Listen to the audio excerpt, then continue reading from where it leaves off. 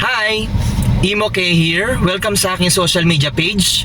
Ngayong araw na to, I'm really excited kasi makukuha ko na yung matagal ko ng pinapangarap and isa sa mga goal ko sa buhay. And naniniwala ako na marami sa mga kalalakihan at mga kabataan pinapangarap din ito. So, samahan niyo po ako guys. Magdadrive muna tayo papunta dun sa lugar na yon. The reason why I chose LTAB Gaming Hub is because of their consistency. They always show up sa social media. At dahil na lang sa service na ino-offer nila.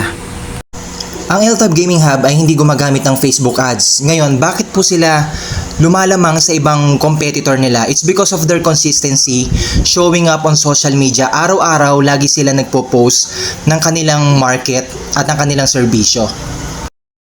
At dahil din dito, nabubuo yung word na tiwala.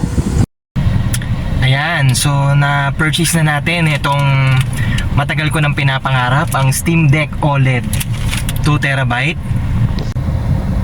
Gusto ko lang i-share sa inyo tong video na to kasi most of us, we really work hard and masyado nating tinitipid yung sarili natin na umaabot sa punto na hindi na tayo maligaya. Okay? Tandaan nyo guys na we really work hard para kumita ng pera, magkaroon ng income para pambayad ng bills, pambayad ng kumbaga mag-save and makapagtabi para sa emergency fund. Kasi pagka meron tayong emergency, meron tayong madudukot, di ba? Wala namang masama doon. Maganda rin 'yun. Pero kailangan yung income mo, yung partial portion of it, kailangan mapunta rin sa bagay na ikakaligaya mo.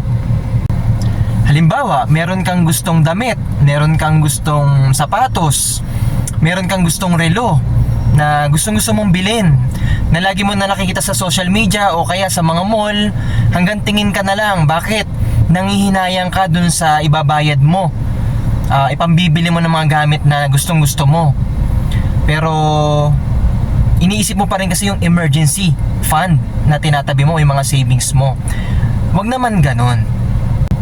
Pamper yourself, reward yourself.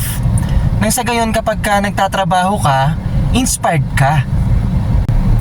Ang gusto ko lang ipunto dito sa video na to is, ano ba yung pakiramdam mo? Ano ba yung nararamdaman mo? Kasi sa pagtatrabaho, napaka-importante po ng nararamdaman. Kasi kung nararamdaman mo at pakiramdam mo, puro ka na lang sakripisyo sa pagtatrabaho, hindi po magiging maganda po ang resulta ng trabaho mo. So mas maganda, you reward yourself, kinikilig ka kapag nagtatrabaho ka. Kasi meron kang inaantay na reward para sa sarili mo. Try mo, masaya kaya.